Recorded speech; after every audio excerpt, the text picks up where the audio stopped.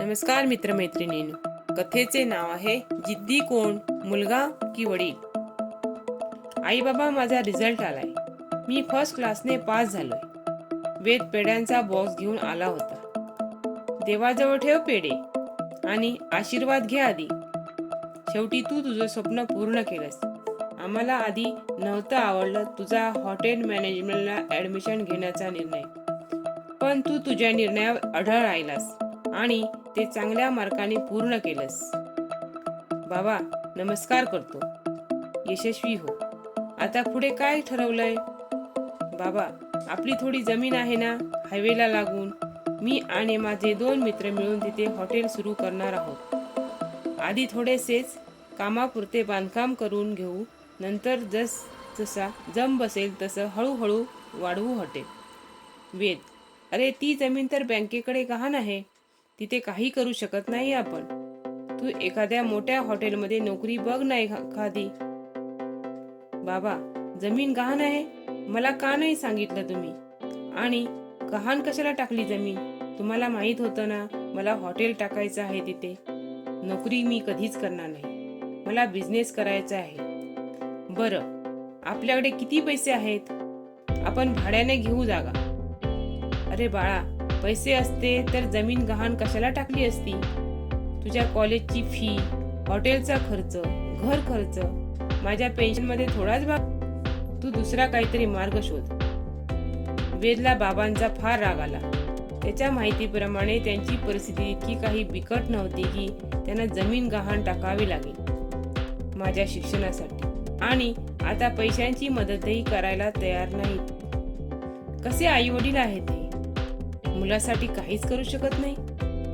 वेद त्या दिवशी जेवलाच नाही. दुसऱ्या दिवसापासून सकाळीच घराबाहेर पडायचा आणि रात्री घरी यायचा. कुठे जातो, काय करतो याची आई बाबांना काहीही माहिती नसायची. आईने विचारल्यावर तो नीट उत्तरही देत नसे. त्याची आई बाबांना एकदा म्हणाली, अहो करा ना त्याला काही मदत. नुसता वणवण भटकतोय पण. एकुलत्या एक मुलासाठी करायचे नाही तर मग कोणासाठी करायचे? यशोदा: अगं, असते पैसे तर दिले असते ना मी काही वैरी आहे त्याचा? पण तो तर वैरी समजायला लागलाय ना तुम्हाला. मला बघवत नाही असा बोला घरात. वसंतराव यावर काहीच बोलले नाही. काही दिवसांनी वेद आईला म्हणाला, आम्ही 3 मित्र मिळून गाळा घेतोय भाड्याने. छोटेसे स्नॅक्स आणि कॉफी हाऊस सुरू करतोय. बघू कसं चालतंय ते. आणि तुम्ही पैसे द्यायची गरज नाही. गाळ्याचा मालक चांगला आहे. डिपॉझिट नाही घेणार. 2 महिन्याचे भाडे फक्त आगाऊ घेणार आहे. आणि बाकी सामानासाठी माझे काही जमलेले पैसे आणि काही उधार यावर भागेल आमची सध्या. सांग बाबांना, मी करेन माझं काय ते. यशोदाबाईंच्या डोळ्यात पाणी उभे राहिले. वसंतराव शांतच उभे होते. वेद आता कामात फार बुडून गेला होता.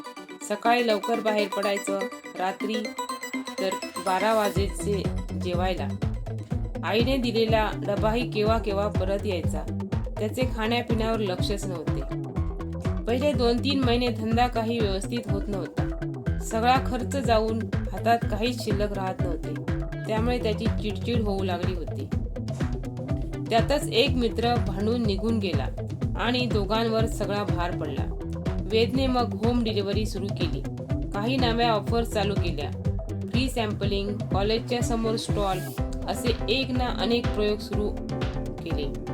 मार्केट स्टडी करून कस्टमरला काय हवं असतं याचा अभ्यास करायला लागला. पार्टी ऑर्डर सुरू केल्या. हळूहळू त्याचा जम बसू लागला. ऑर्डर काढल्या. कस्टमरची गर्दी होऊ लागली. जागा कमी पडू लागली. शेजारचा गाळाही भाड्याने घ्यावा लागला. आता कुठे त्याला मनासारखा नफा होऊ लागला होता. धंद्यातील बारकावे समजू लागले. आत्मविश्वास वाढला. शहरात त्याचे नाव होऊ लागले.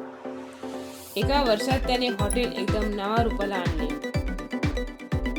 आता फक्त नाश्ता न ठेवता जेवणाचा मेनूही ठेवायला असं त्याला वाटू लागलं. पण परत जागेचा प्रश्न. आता त्याने आजूबाजूला कुठेही मोकळी जागा भाड्याने मिळते का याचा अभ्यास सुरू केला. बँकेच्या कर्जाची चौकशी सुरू केली. या सगळ्यापासून त्याने आई बाबांना हेतुपुरस्सर दूरच ठेवले होते. त्याला त्यांची मदत आता अजिबात नको होती. दुखावला गेला होता तो. स्वतःच्या हिमतीवर सगळं करणार होता. वेदचा वाढदिवस आला. आईने त्याच्या आवडीचे सर्व पदार्थ केले. रात्र होऊन गेली तरी तो अजून आला नव्हता. ती बेचैन झाली. काम असेल त्याला फार, की मुद्दाम आला नाही लवकर. आपल्याला त्रास द्यायला आवडतं हल्ली त्याला. नीट बोलत नाही की काही सांगत नाही. रात्री 10ला तो आला. आईने त्याला पटकन आवरून घ्यायला सांगितले. बाबाने टेबलवर केक आणून ठेवला. आईने ताट तयार करून आणले. वेद आवरून आला. आईने त्याला ओवाळले. बाबांनी केक कापायला सांगितलं. कशाला आणला केक? केक कापला मी मित्रांबरोबर. तुम्ही कशाला त्रास घेतला माझ्यासाठी? अरे असं काय बोलतोस वेद? बाबा आहेत ते तुझे. बाबा आहेत? मग काय केलं त्यांनी माझ्यासाठी? गेले वर्षभर मी मरमर म्हणतोय, इतके कष्ट घेतोय. एकदा तरी त्यांनी विचारले का मला? काही मदत तर दूरच, पण साधी माझ्या हॉटेलची चौकशी केली नाही. वेद, ते सगळं विसर बाळा, आणि ही घे तुझ्या वाढदिवसाची भेट. काय आहे ते? मला नको काही तुमच्याकडून. अरे बाबा, एवढे म्हणताय तर बघ ना उघडून पाकीट. वेदने पाकीट उघडले. त्यात जमिनीचे कागदपत्र होते आणि नवीन हॉटेलचा प्लॅन होता. हे काय बाबा? हॉटेलचा आर्किटेक्टचा प्लॅन? जमीन तर गहाण होती ना? नाही रे बाळा, मी तुझ्यासाठी खोटं बोललो. मला माफ कर. तू नुकताच कॉलेजमधून सुटून आला. काहीच अनुभव हाताशी नव्हता तुझ्या. तुला जर लगेच जमीन देऊन हॉटेल सुरू करायला पैसे दिले असते तर तुला या व्यवसायातले सगळे बारकावे कसे समजले असते. सुरुवात नेहमी छोट्या गोष्टीपासून करावी. या एका वर्षात अनुभवावरून तू खूप चांगला शिकला आहेस.